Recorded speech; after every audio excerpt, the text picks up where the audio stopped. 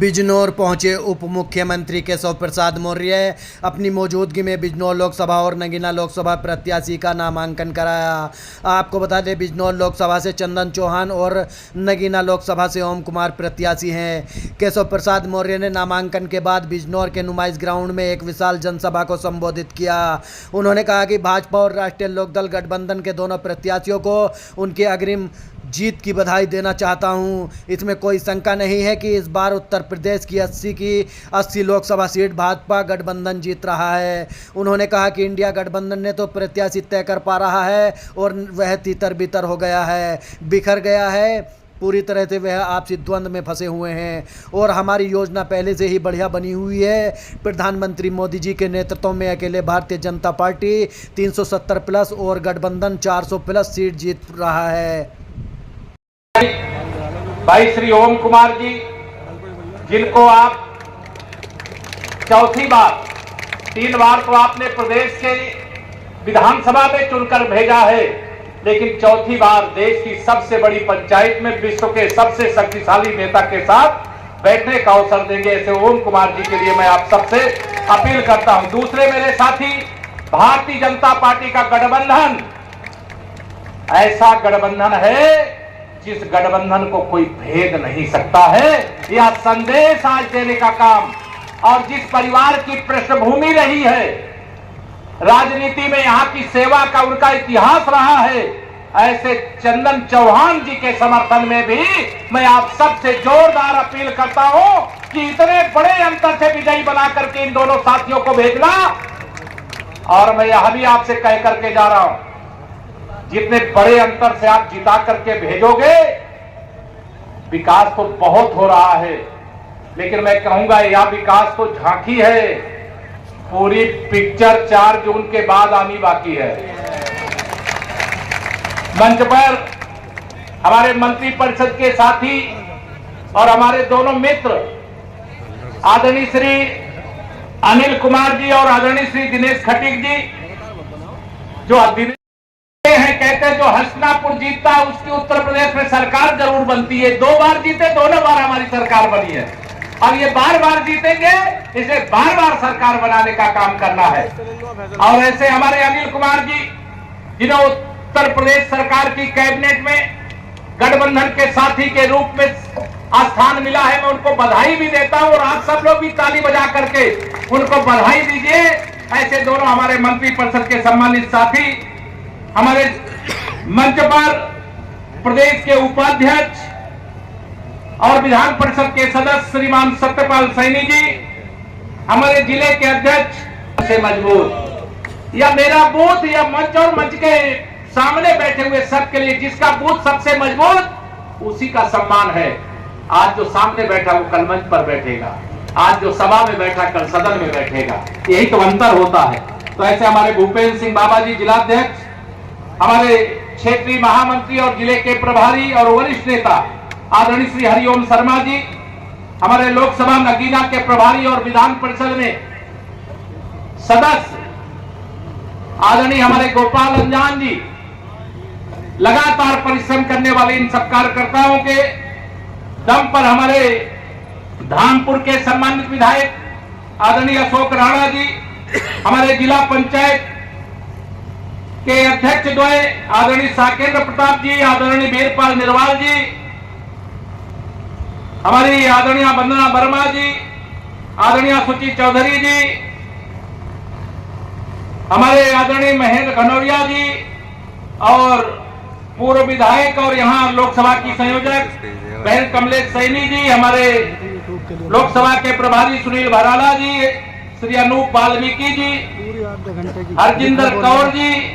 नागेंद्र पवार जी, हमारे राष्ट्रीय लोकदल के जिला अध्यक्ष, और श्रीमान दिनेश चौधरी जी, नाम बहुत है, क्षमा चाहते हुए सभी सम्मानित मंच और मंच के सामने बैठे हुए भारतीय जनता पार्टी और राष्ट्रीय लोकदल के जो पदाधिकारी हैं, जो कार्यकर्ता हैं, उन सब का मैं भारतीय जनता पार्टी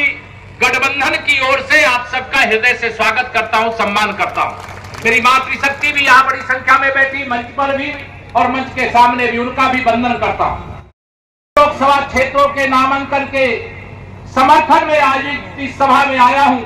तो सबसे पहले तो मैं आपको यह बताना चाह रहा हूं कि हम उत्तर प्रदेश की 80 की 80 लोकसभा सीटें जीत रहे हैं। 80 की 80। अब आप उसमें पूछेंगे दो तो हमारी वाली है, कहेंगे ना कि बिजनौर और नगीना तो हमारी है, ये जीत रहे हो कि नहीं जीत रहे हो? दोनों हाथ उठा के बताओ। नहीं पत्रकार मित्र कहेंगे कि सब नहीं कह रहे थे, दोनों हाथ उठाकर जोर से बताइए, जीत रहे हो कि नहीं जीत रहे हो?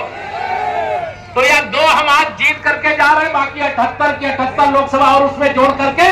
उत्तर प्रदेश से 80 सांसद जिता करके माननीय नरेंद्र मोदी जी के नेतृत्व में देश में तीसरी बार प्रचंड बहुमत की सरकार बनाने का काम करेंगे। विपक्षी दल न जिनके पास कोई नेता है, न जिनके पास कोई नीति है और न जिनकी नियति ठीक है, जिन्होंने भ्रष्टाचार को शिष्टाचार बनाया, गुंडागर्दी को अपना हथियार बनाने का काम किया था, गरीबों का शोषण करना जिनका एकमात्र राजनीति के किसी पद पर पहुंच करके उद्देश्य रहता था, उन सबको आज यह नहीं समझ में आ रहा है कि जनता हमसे रूठ क्यों गई है। अरे जनता की अगर आपने सत्ता में पहुंच करके सेवा किया होता, सदन में पहुंच के किया होगा तो बताओगी क्या आज आप नहीं है उत्तर प्रदेश नहीं है सबको सामने का काम की है। अगर आप तो कोई विभाग का मकान आया है तो प्रदेश के मुख्यमंत्री जी हैं तो उनके नेतृत्व में बताइए गुंडागर्दी हुआ है। अगर सिंह हमारे मुख्यमंत्री हैं तो उत्तराखंड के पास नरेंद्र मोदी ने नायक सिंह से मुख्यमंत्री काम किया है। ये बात है कि मध्य प्रदेश में भाजपा ने जीता तो आज मोदी का डॉक्टर मोदी वहां का भारतीय जनता पार्टी नेतृत्व ले जाए। राजस्थान के अंदर भी प्रदेश महामंत्री से पहली बार विधायक बने थे, कोई कार्यकर्ता समाज का भाव काम रहा है तो विधायक ने के बाद मंत्री भी राजभर की उत्तर प्रदेश नहीं चाहता के सामने कांग्रेस का करो विचार करो तो मुझे लगा कि राजनीति की पवित्र धारा उत्तर प्रदेश के लोगों से बताइए किसानों को भारत रत्न कांग्रेस से नहीं आता था तो किसान अगर मसीहा जन कर्पूरी ठाकुर को भारत ने काम किया तो नरेंद्र मोदी के सरकार ने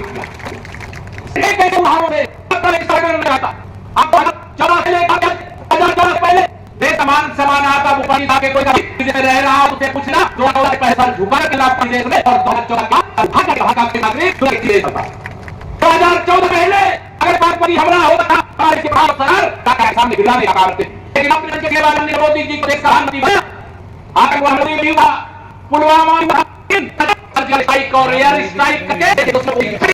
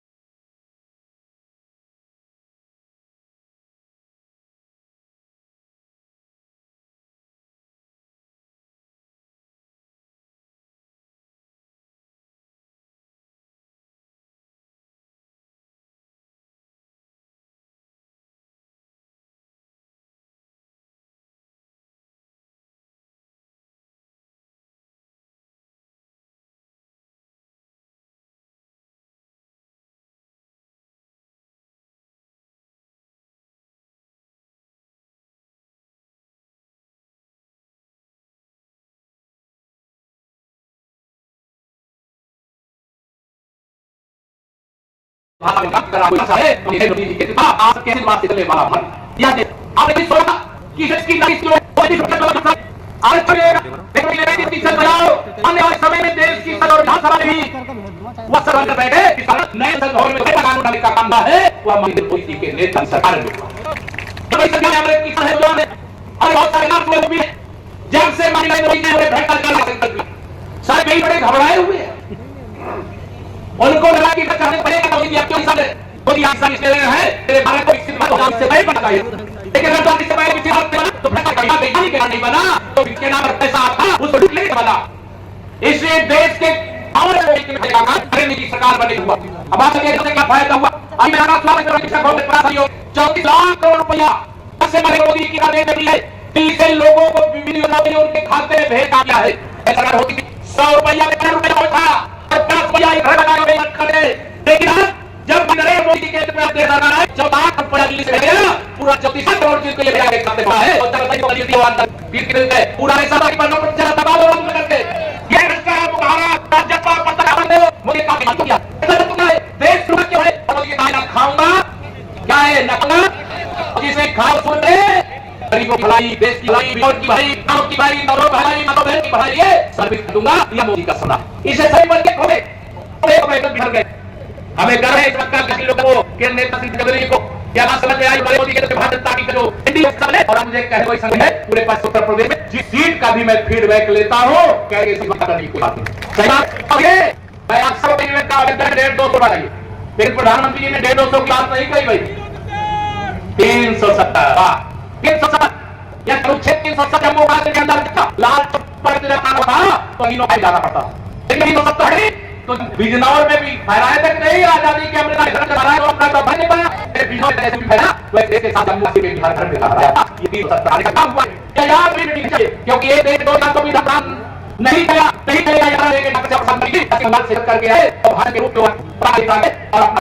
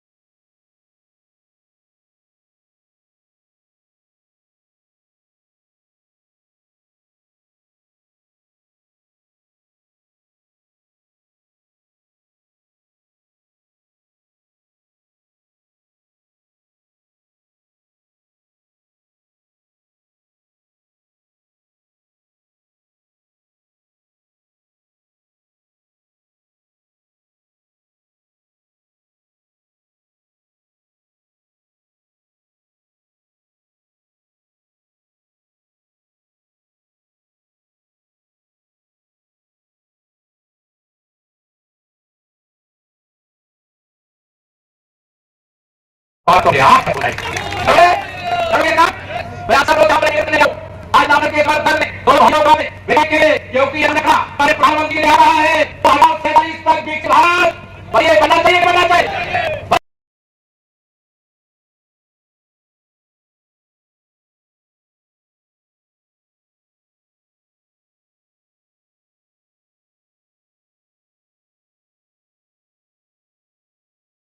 और बिजनौर को जैसे विकसित भारत, विकसित उत्तर प्रदेश, वैसे ही विकसित बिजनौर बनाने के लिए आप सबसे मैं अंत में यह निवेदन करूंगा। बातें बहुत हैं, अभी मुझे कह रहे थे और बीच में आना पड़ेगा। मैंने कहा जितनी बार कहोगे उतनी बार आऊंगा, लेकिन हम केशव प्रसाद, यहाँ कमलेश बहन जी हमारी घूम ही रही हैं, मैं भी यहाँ आया हूँ, आगे भी आऊंगा। हो सकता है हरियाणा से हमारे नायब सिंह सैनी जी भी आपके बीच में आ जाए, हो सकता है धामी जी भी आ जाए, मुख्यमंत्री जी हमारे योगी जी भी आ जाए, और प्रधानमंत्री जी शायद 30 तारीख को आ रहे हैं, 31 तारीख को, 31 तारीख को माननीय प्रधानमंत्री जी स्वयं आ रहे हैं और आ रहे हैं मेरठ में। तो आप लोग जाओगे कि नहीं जाओगे? सब तैयार हो ना? और मोदी जी एक काम देंगे आपको, 370 हर बूथ पे बढ़ाना है। जिसको डर लगेगा वो नहीं जाएगा, जिसको लगेगा कि हम मोदी जी जो कहेंगे वो हम करेंगे, और इसलिए मोदी जी जो कहेंगे अगर आप करेंगे जो आपका काम है, तो जो आप मोदी जी से चाहेंगे वह भी मोदी जी करके देंगे, यह भरोसा रखना। इसलिए मैं एक बात कहा करता हूं, एक दो लाइन शब्द है कि घर घर में खुशहाली पहुंचे, घर घर में खुशहाली पहुंचे, बस इतना फर्ज निभा देना, बाकी सब मोदी कर देंगे। तुम कमल और हैंडपंप का बटन दबा देना। कर सकते हो? दोनों हाथ उठा बताओ, कर सकते हो? हर बूथ पे 370 या 500 पार, इतना जो मिल रहा है। उसके अलावा ये नहीं कि टोटल जोड़ करके कि हम 370 दिला दिए, जो मिल रहा है पहले से उसमें 370 प्लस करना है, क्योंकि 370 प्लस करना है देश में भाजपा को, और 400 प्लस करना है गठबंधन को। तो आप सबके कंधे पर एक बड़ी जिम्मेदारी है। इसलिए जो भ्रष्टाचार आए, बहुत अभिनंदन करो, ताली बजा करके करे 500। जय श्री राम। देखिए, जहां जय श्री राम बोलिए चाहे भारत माता की जय बोलिए, दोनों का अर्थ एक ही है,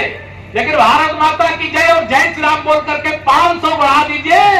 और भारत माता की जय बोल करके 370 हटाने के गौरव में 370 हर बूथ पे बढ़ा दीजिए। और कोई भाजपा का विरोधी नहीं है, कोई भाजपा का विरोधी नहीं है, भाजपा भी किसी की विरोधी नहीं है। और सबसे अपील करके जा रहा हूं, किसी के बहकावे में कोई ना आवे, किसी दूसरे प्रत्याशी को वोट देने का मतलब है, आप भी समझ रहे हो, मैं भी समझ रहा हूं, लोगों के बीच में जाकर के कह देना। मैं जानता हूं ओम जी और चंदन जी आप सबके आशीर्वाद से देश की सबसे बड़ी पंचायत पे जीत करके जाने वाले। लोगों से इतनी अपील करना कि वोट बर्बाद ना करें, उनके एक एक वोट का महत्व हो। नहीं है, अगर